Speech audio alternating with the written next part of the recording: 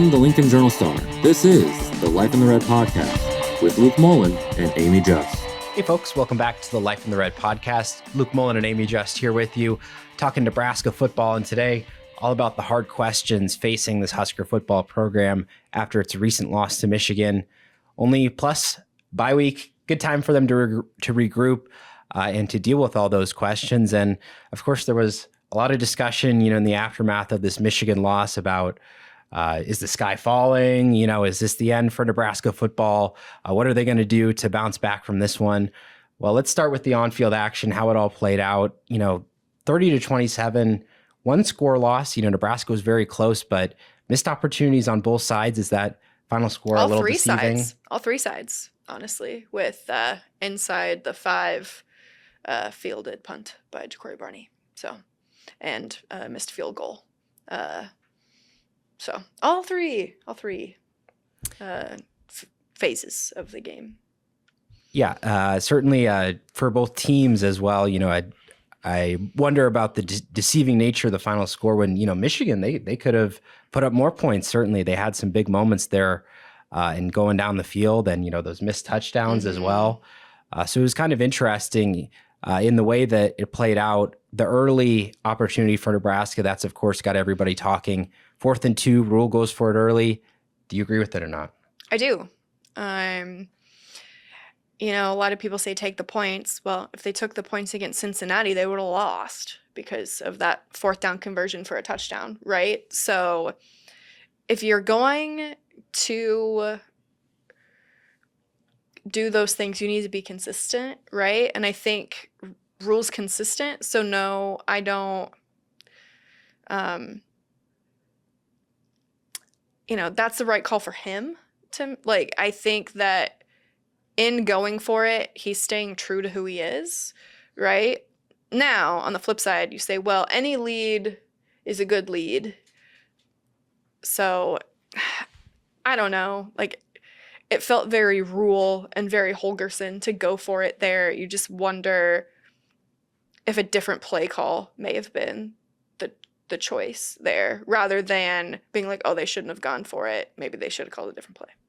Yeah, I think the timing in the game is of course the big thing, right? When it happens right away, and they fall behind early, that they don't come away with points in that one. It feels like such a big missed opportunity for them. And the other thing as well, I didn't necessarily mind the play call because it was more of a blocking up front thing. They of course flipped it to Luke Lindenmeyer very quick there. One block here, one block there. That's kind of the story of the game, right? Mm-hmm. That they weren't maybe right and good enough in all of those different opportunities that they needed to be in. But in terms of the aggressiveness, you're right. That is very Rule. That's the mindset he wanted Nebraska to play with. So I get that, show the confidence in the offense. But I just think first drive of the game, you really don't want to fall behind in a game like that. And of course we can second guess him, that it was a 3-point game. Oh, you could have got 3 points there. I think there's no easy decision, right? And just the second guessing of it doesn't really do much. There's an aggressive team, as you said. So that's kind of been their mantra in those areas. But in terms of the issues that this loss exposed, and there were several, the run defense, the explosive plays, yes, but also defensive line just getting knocked back a lot. Yeah, as Rule said on Monday, the thing that disappointed him the most was the physicality on the lines, and that Michigan won that battle on both sides of the ball. It just wasn't close from, my seat. Michigan won just about every single snap on the line of scrimmage, which cannot happen. Absolutely. I mean, the thing too was, it was just a case where the linebackers and, the defensive backs, they were having to come up, make all of those run stops. And that's taxing on those players. That's the reason why, hey, you just one half beat late and suddenly that explosive play happened. So certainly I think what started up front there on defense, that contributed to those run plays. And then the other side of the ball that Michigan also dominated on, the pass protection, really Nebraska was getting beat off the edge continually. Yeah, it was not pretty. I specifically asked Matt Rule about the left tackle position, and he did not shy away from the issues that were had on that side of the ball in particular. And he said that they're going to evaluate it, and whoever the best 5 are at the end of, next week will be the ones going out there. I will say, though, one of the sacks wasn't anyone's fault. Teddy Prohaska stepped on Dylan Raiola on that first sack, and that's when Raiola fell. So they gave it to a Michigan defender, but that one was a little quirky. But then, the pass to Lutovsky that should have been counted a sack. So you win some, you lose some. Yeah, and just with Dylan Raiola being under siege, the whole game, that obviously impacted the way that the Nebraska offense was able to operate. They tried to get the ball out quick. They tried to do some blocking things to limit that, but they were not able to address that during the course of the game. And so, of course, that's something that they're going to have to look at over the bye week. And with all these things we mentioned, the run defense, the pass protection, the offense not quite being as cohesive as he would have liked, that has a lot of people concerned. And of course, the missed opportunities, the nature of getting that ranked opponent beaten, about being potentially 4-0 going into the bye, it all kind of snowballed. And a lot of that criticism of Nebraska, it felt like Rule pushed back a little bit on that Monday. Of course, he was honest and earnest in that those things have to get better, but he was like, hey, he feels like they've made a lot of progress and they're a much better team than they have been. Yeah, and I agree with that to a point. Your skill players, I think, are a lot better. I think your secondary is more veteran. So while, yes, they did have some missed assignments on some run fits, that shouldn't have gotten to them anyway, right? So you have to play collectively, and you also don't want to point fingers, right? Because that can split a team. I think special teams, by and large, are better than where they have been. But the liabilities are the liabilities, and when you have as many of them as possible, it doesn't matter how much better you are in other areas, in my opinion. Yeah, so I mean, as they evaluate things, we're 4 weeks into the year. Let's talk about some of the lessons that we can take away, from this 3-1 start, and certainly the way that the Michigan game played out impacts a lot of this, more so than the first 3 weeks, because it's football. So what have you done for me lately? Kind of game. But one thing we know about this offense, they can really throw the ball. They can. I believe I saw this stat somewhere where Dylan Raiola was the first quarterback to throw more than 300 yards against Michigan since 21. They've had some pretty good defenses over that time. Yes. Just when Dylan is on his timing, he has time in the pocket. He can pick apart defenses. He has the arm talent. He has the understanding. Nebraska has the pass catchers. Now that's very clear. But we saw Saturday, too, when opponents are on him in a second or two, there's nothing that can be done. So that is just going to be interesting how that plays out, the passing offense. Then you look at the running game. Well, number 2 running back, a lot of people circled it going into the year. Who's going to step up? Who's going to be behind Emma Johnson? 4 weeks in, we still don't know. Yeah, they have to figure it out. I was kind of surprised that they didn't play Quentin Ives at all. He didn't log a single offensive snap, which again, curious as to how that happened. But, that is a very big question this week, because playing Emmett for 90+% of your offensive snaps is it's not sustainable. You just can't do that, especially in Big Ten play, where every team you play outside of your, West Coast teams that are still more, Pac-12-y, right? It's going to be super physical, and that's just not sustainable in this league. And I know this is maybe more of an off-season, discussion for Rule, but, you look at that spot and, as we are in the revenue sharing era, it's hard to say, oh, he should have, got an experienced, number 2 back. Maybe they didn't have the money for it. Of course, Dante Dowdell transferred away. He would have been excellent in that role, but you got to wonder, is that an area where their evaluation, they misfired in the offseason? Yeah, I think so. And I wonder, what that conversation was like with the people that they did get. Was it all allocated properly? Did they whiff on things with certain people? that they paid a lot of money to that aren't starting, right? So it's just very curious. And you're not going to win on all of that all the time. You look at the NFL, right? Like NFL teams have paid a lot of money to people who do not pan out. It happens. But you certainly wonder what happened with that. Yeah, a lot of lessons to be learned from this first year of revenue sharing. Elsewhere on offense, tight end Luke Lindenmeyer. I mean, he has looked like an absolute weapon. They got the ball in his hands in many different ways this last week, but Heinrich Haarberg, Carter Nelson haven't really got going. Yeah, not a ton. They've used Haarberg a little bit, right? You saw that last week. As he's shown in previous weeks, his blocking has really come along. I think they've really liked what he's added in that regard. But yeah, you got to get somebody else going in addition to Lindenmeyer, as we talked about on the volleyball podcast. When you have more options on offense, that makes defenses, have to prepare for literally everybody. And so when you can spread things around a little bit more, that makes things easier for everybody else. Yeah, and gotta have a disclaimer here. I'm not a football coach, but if it was me, Haarberg, I would just run him on a streak, just up the middle, stretch those defenses.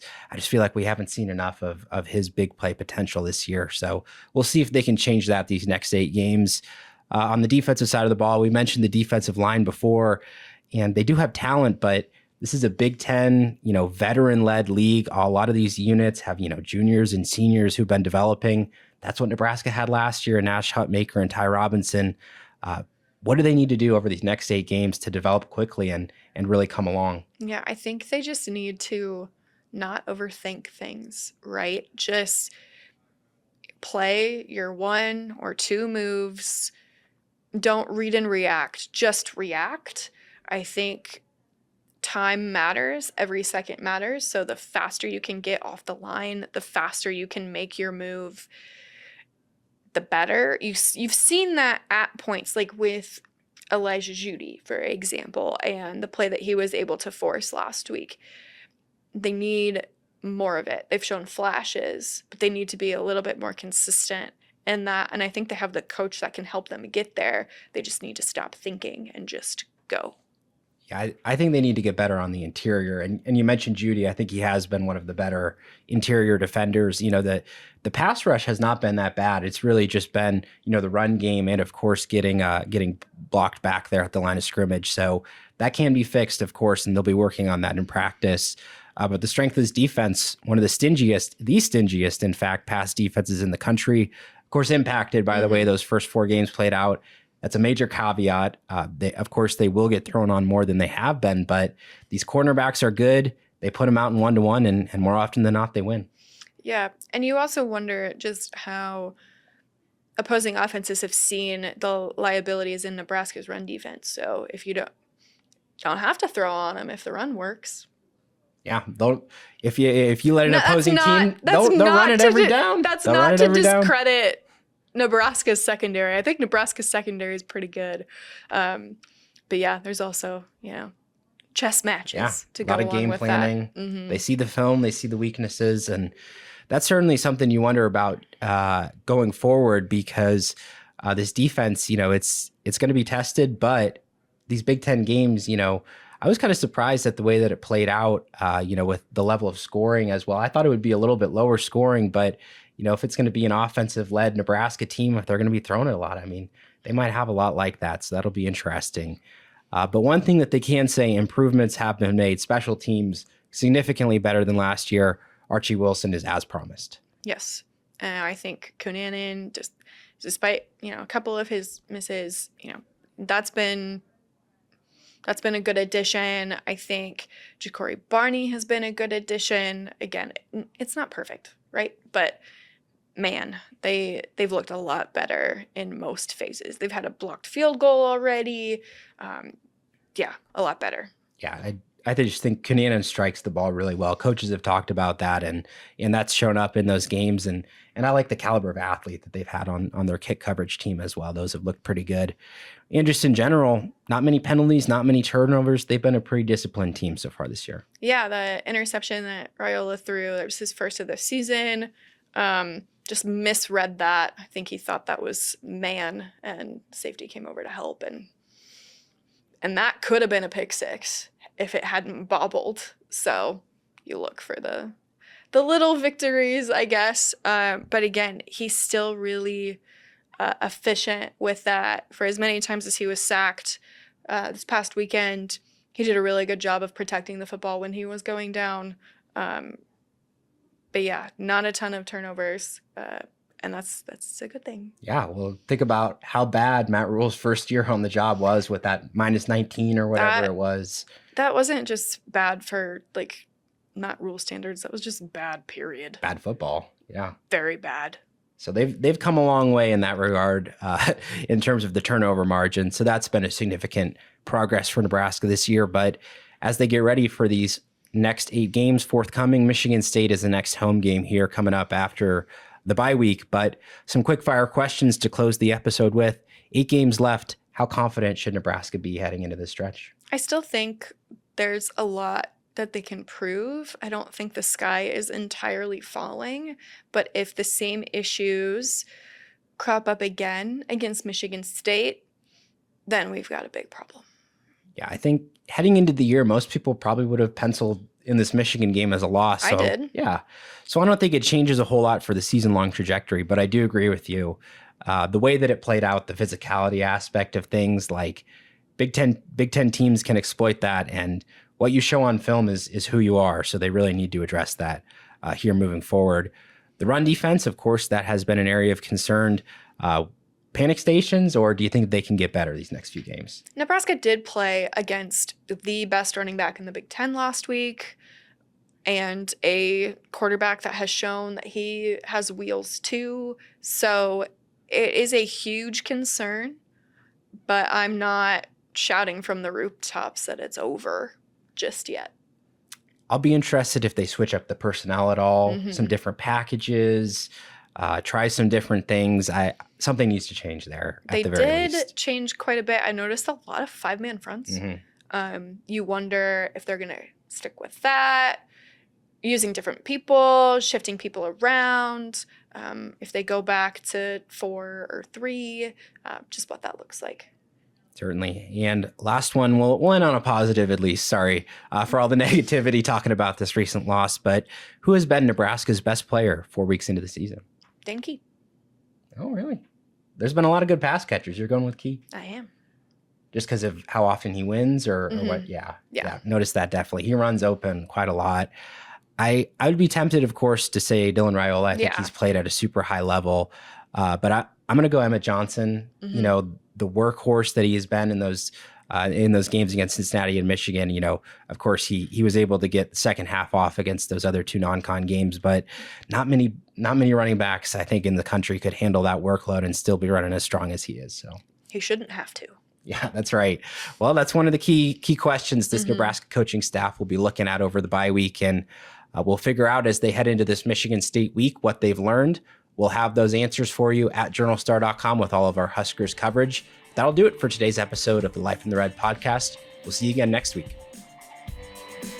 Thank you for listening to this week's Life in the Red podcast. Our theme music is composed by Sasha Indy. The stories continue on journalstar.com